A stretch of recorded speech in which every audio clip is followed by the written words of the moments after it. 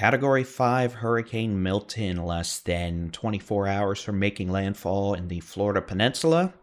Meanwhile, for Texas, it's the day you've been waiting for, ladies and gentlemen. We have news of a cold front. Let's talk about it in this Hump Day edition of the Texas Weather Roundup.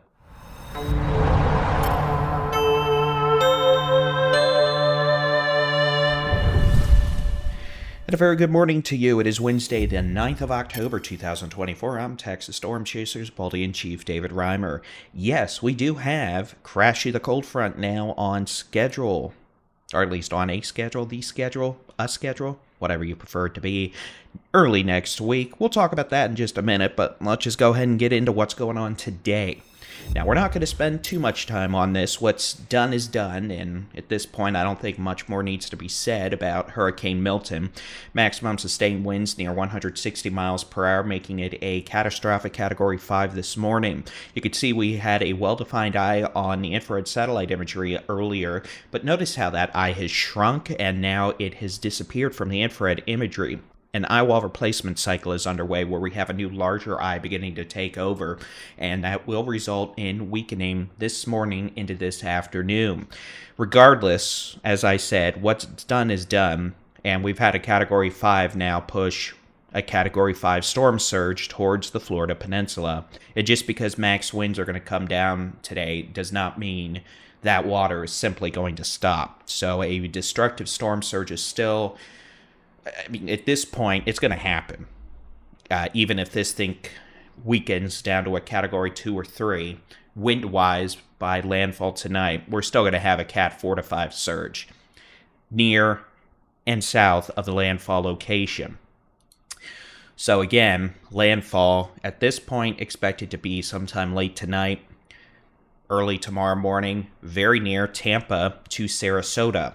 The exact landfall location we're going to have to wait and see, but clearly it'll have repercussions for Tampa. If landfall is south of Tampa Bay, well, they're going to be saved from the worst of a surge in Tampa. If landfall is just north or on Tampa, they're going to have their worst storm surge in modern history. Regardless, someone on the west coast of Florida is going to have a catastrophic storm surge tonight. I don't want to make it sound like just because Tampa might not get it doesn't mean it's all happy hunky-dory. It's not. It's going to be bad. And again, with the weakening today, we're also going to see wind shear increase. And while the winds are going to come down, we're going to see the wind field size double. And we're going to go from your typical well-defined hurricane structure to more of a comma structure. That's just all meteorological mumbo-jumbo to say it's still going to be a very, very bad storm. We're going to have tornadoes. We're going to have, 10 to 15 inches of rain. We're going to have hurricane force winds and a very bad storm surge. And the hurricane warnings, by the way, go across the entire Florida Peninsula from west to east, including Orlando to the east coast. It's still going to be a hurricane when it gets into the Atlantic Ocean. We're going to have a storm surge across portions of South Carolina, Georgia, and the Atlantic-facing portions of Florida. This is not going to be an issue for the Appalachians, the Florida Panhandle, inland regions of Georgia, South Carolina, North Carolina. But again, the next 24 to 36 hours are going to be very bad for the Florida Peninsula. Nothing for us in Texas weather-wise out of this. All right. And we will be talking a lot about it continually on the Texas Storm Chasers social media channels. We've got Chasers in Florida. We're going to have live streams on the Texas Storm Chasers YouTube channel. But let's get back to the purpose of the Texas Weather Center YouTube channel, and that's Texas weather. We actually do have a few thunderstorms this morning across western Oklahoma, which takes us into why I'm mentioning that. Tomorrow night, or technically, I guess at this point tonight, into Thursday morning, could see some storms again, parts of eastern panhandle, northwest Texas maybe, and then Thursday night into Friday morning. Otherwise, guess what, Texas? It's going to be dry. It's going to be warm in the day, coolish at night. I know, right? Big change from ongoing forecast, but yes, we do actually have a cold front to talk about. It looks like we are going to see a pretty strong cold front, crash of the cold front worthy, early next week, moving into the Panhandle Sunday night, pushing south through Texas as we get into Monday and Tuesday. Boy, this thing went yippity-doo, yippity-yay That thing's got some attitude, hey? Boy, why is that going so fast? I don't know, but apparently we're just going to go with it. So again, cold front's going to move south through Texas on Monday. Strong north winds. This one may actually have some pretty gusty north winds, so crash you the cold front for sure. There may be the opportunity for a few showers. A few showers. But I want to point out, this does not look like a big rainmaker. The reason we're not going to show forecast rain totals is because they're below 1/10 of an inch across the state. So don't expect a lot of rain. Fire weather is going to remain a concern, but it does look like a majority of the state will experience a substantial drop in temperatures as we get into Monday, Tuesday, and Wednesday of next week. Fire weather conditions across the state today, tomorrow, Friday. Moderate to high fire danger expected across a majority of Texas, according to the Texas A&M Forest Service. Temperatures. Guess what?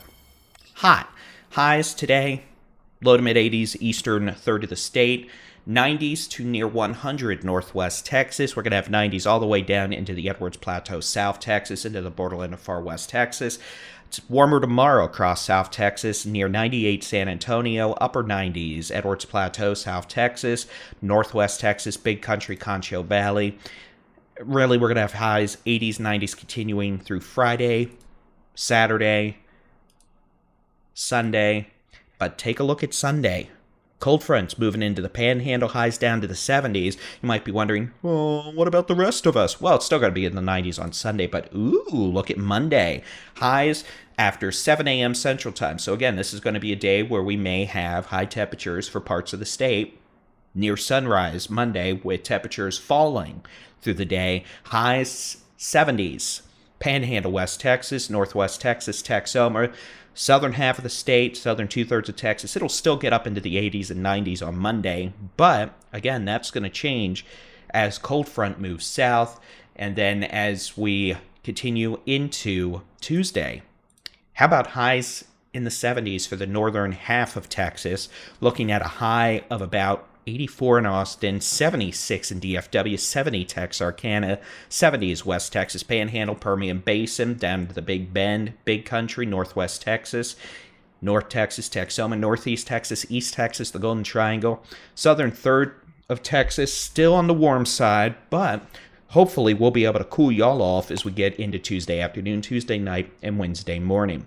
Now, with this, low temperatures, oh, they're going to be pretty darn nice. Looking like we're going to have 30s and 40s for the panhandle by Tuesday morning, Wednesday morning. Northern half of Texas, probably down to the 40s and 50s Wednesday morning. Southern half of the state, we'll see, but definitely looking much cooler than, well, pretty much the last 4 to 5 months. So, yes, a mostly dry, but still pretty impressive looking Crashy the cold front is on the way to Texas and will arrive Sunday night, Monday, into Tuesday. And we'll talk more about that after we get past today and get past Hurricane Milton. But again, yes, it is going to be a very bad day, night, and Thursday for the Florida Peninsula. What's done is done. What's been said, well, there's not much more to be said, so I'm not going to try to say anything else besides we're going to be watching it. We'll post updates. Winds will come down today as wind shear increases. We'll probably see a pretty radical transformation in satellite imagery from a classic hurricane into more of a comma head structure, extratropical transition. It's kind of like what happened with Sandy back, well, last decade as it approached the mid-Atlantic. It may not have been a strong hurricane per se when it hit, but that didn't stop the impacts. And today, that will be exactly what happens to Florida, well, later today, tonight, into Thursday, regardless of just how strong the winds end up being. We're going to have flooding. We're going to have a very bad storm surge. We're probably going to have a tornado outbreak. Actually, pretty nasty looking tornado threat today, more so than most tropical systems. And, yeah. So that's it. But again, no weather impacts for Texas from that. And we get Crashy the cold front early next week. But until then, it's still going to feel like August. Wonderful, isn't it? All right, we'll keep you updated. We'll have live storm chasing and hurricane coverage on the Texas Storm Chasers YouTube channel. And as always, y'all have a good day.